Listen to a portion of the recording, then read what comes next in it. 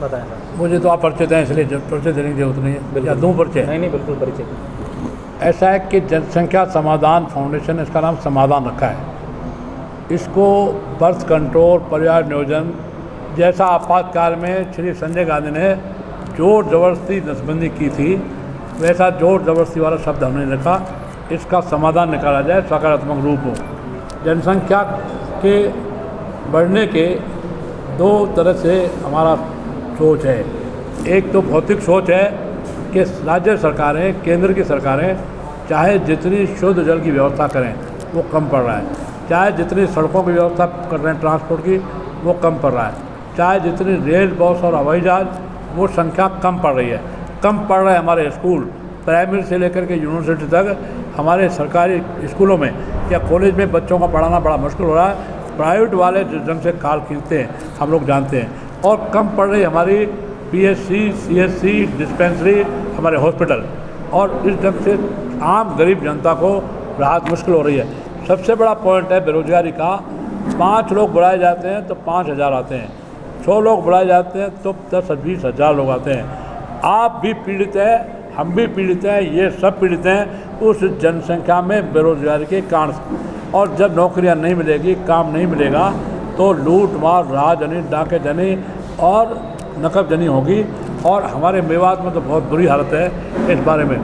परिवार नियोजन या जनसंख्या का कंट्रोल वर्तमान हिंदू ही कर रहा है, अपने आप कर रहा है।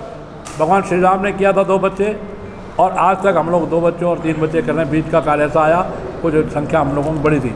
लेकिन दूसरा समुदाय मुसलमान, मेवात में एक भी महिला या पुरुष इस जनसंख्या वृद्धि करने में, जनसंख्या को रोकने में वृद्धि तो कर रहा है, रोकने में सहयोग नहीं कर रहा। मैंने एक उदाहरण दिया, हमारे पूर्व विधायक एक मेवात के, उनके 34 बच्चे और आज 720 का परिवार है। आज मैं 1, 4 हमारी बीवी, ये मुसलमानों का सोच है। हम 5 तो हमारे 25, हम 5 तो हमारे 20, हम 5 तो हमारे 30, और कई ने तो 6-6 बेगम की हुई है।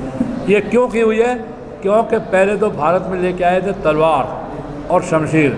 अब तलवार की जरूरत नहीं, अब तो वोट के अधिकार से, वोट के कारण से इस देश को इस्लामीकरण करना चाहते हैं, इस देश का इस्लामीकरण करना चाहते हैं। और वैसे भी आप पत्रकार प्रबुद्ध लोग हैं, आप जानते हैं कि जहाँ हिंदू घटा वहाँ देश बटा।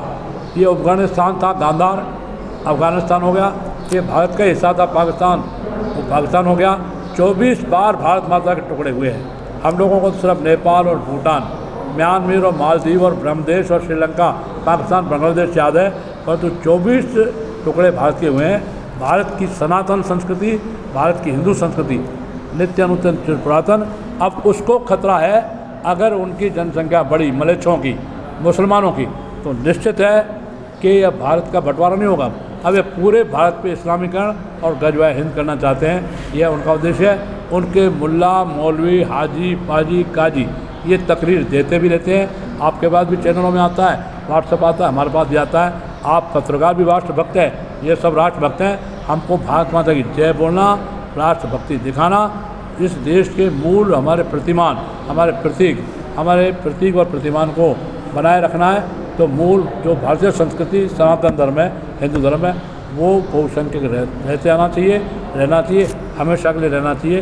नहीं तो भारत का अब बंटवारा नहीं होगा, इस देश का इस्लामीकरण होगा। सर, देश के कई ऐसे राज्य हैं, अगर यूपी की बात करें तो वहाँ पर कई ऐसे नेता हैं जिन्होंने इस कानून का विरोध भी किया है। उन लोगों के लिए आप क्या कहें? वो जयचंद हैं।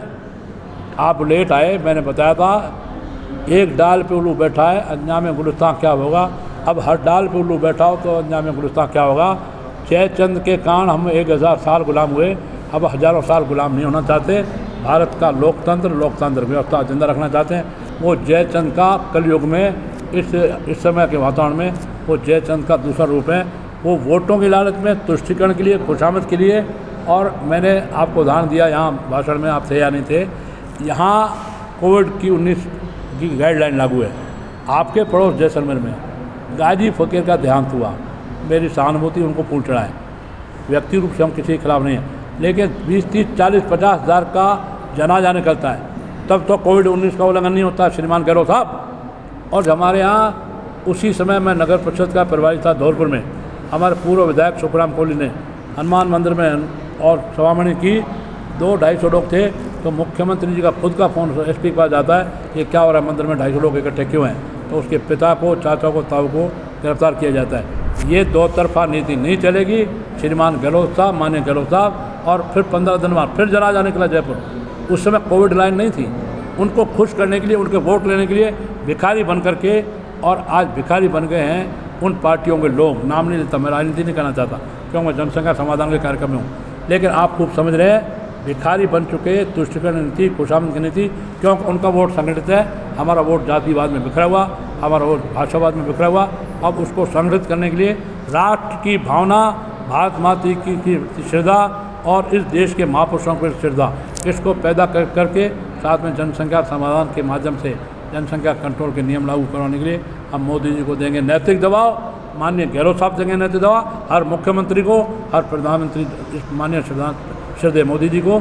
2 प्रांतों ने जनसंख्या कंट्रोल स्वीकार कर लिया है, एक तो आसाम के मुख्यमंत्री माननीय श्री हेमंत शर्मा और एक यूपी के मुख्यमंत्री महेंद्र श्री आदित्यनाथ को जनसंख्या कंट्रोल का कानून बना रहे हैं। इसके लिए आपको धन्यवाद। जय हिंद, जय भारत, जय श्री राम। सर 22 जिलों में आप ये कार्यक्रम कर चुके हैं, जनता का किस प्रकार से सपोर्ट मिल रहा है? लोग पूरा सपोर्ट मिल रहा है, और कई लोग तो बाद में फ़ोन करते हैं जो मुझे बहुत जानते हैं क्यों मैं राजनीतिक दर्शी रहा, फ़ोन करते हैं, साहब हमको सूचना क्यों नहीं, हमको क्यों नहीं बताया, हमको क्यों नहीं बताया, हमको सूचना क्यों नहीं, लोग शिकायत करते हैं। इसलिए आज एक विधायक महोदय ने सिवाना के, उन्होंने कहा भाई साहब आप बाड़मेर हो और मैं जयपुर हूँ, दुख की बात है, हमको सूचना क्यों नहीं हुई।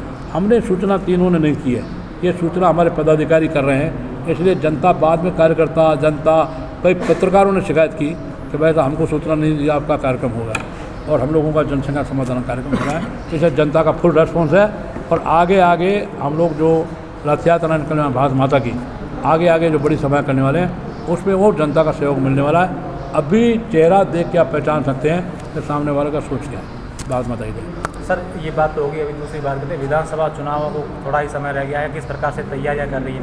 राजनीतिक बात नहीं, अब राजनीतिक बात नहीं, सिर्फ जनसंख्या समाधान। Okay, thank you.